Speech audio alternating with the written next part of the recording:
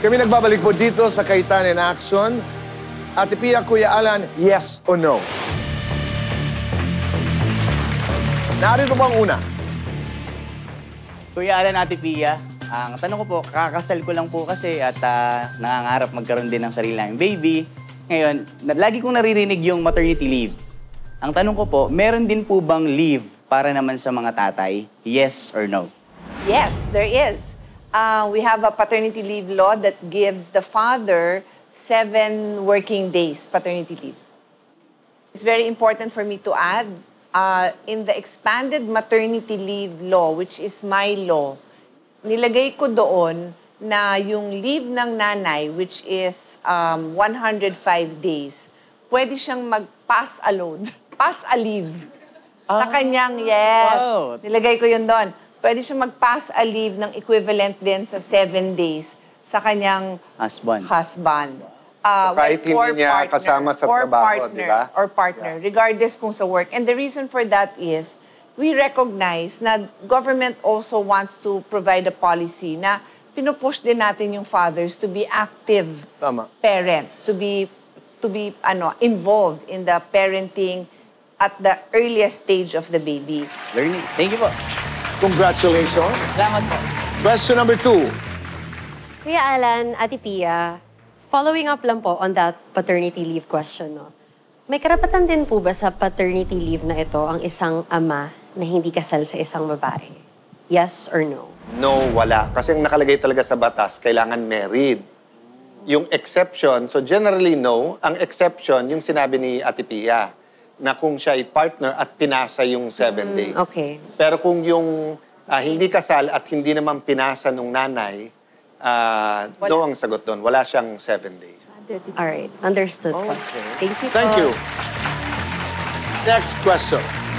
Kuya Alan, Ate Pia, kung hindi pwede ang hindi married, bakit yung kakilala ko na nag-adopt, nakahingi or nakakuha pa siya ng paternity leave?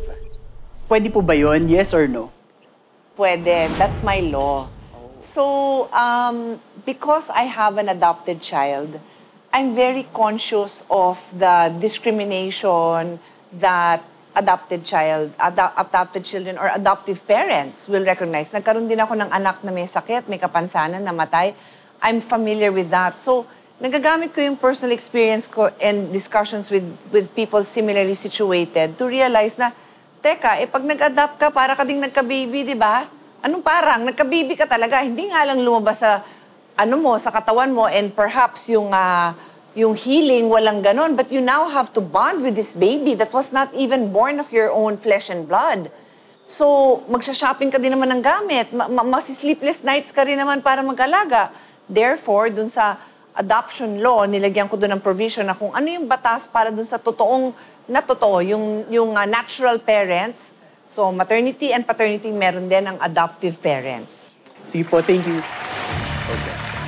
Your question, please. Kuya Alan, Ate Pia, so napanood ko po kasi sa lumang pelikula na ang desisyon daw po ng padre de pamilya ang nasusunod. So may batayan po ba to sa ating batas? Yes or no? Yes. So, alam nyo, yung ating batas, maraming pinanggagalingan yan. Mostly culture.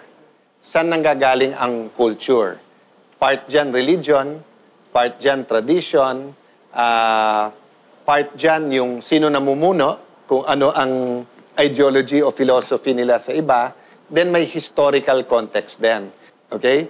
So if you're asking, may historical basis ba? Yes, but may practical din. So meaning, if this was a purely maternal society, and there are a few that tinuturo nga nila sa college, di ba, that etong lugar na to, yung lalaki ang nasa bahay, yung babae nag-hunt, it would be possible that in their law, pagka may conflict, yung babae magdi-decide, di ba? But most kasi of historical ay paternal. So, in that sense, pero hindi siya final, no? So, and hindi siya primary. Ang primary, mag-usap. Maraming salamat. Thank you. Kuya Alan, Ate Pia, may karapatan po ba ang isang ama na bisitahin ang anak niya na illegitimate? Yes or no? Yes, oo. May karapatan. So, legitimate or illegitimate, may karapatan ng isang ama.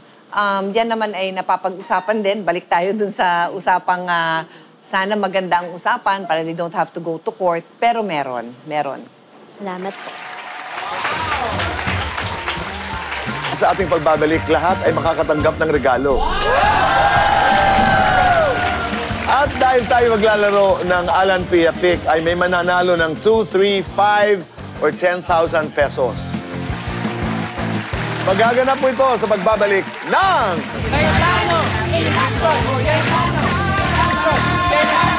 Sakto!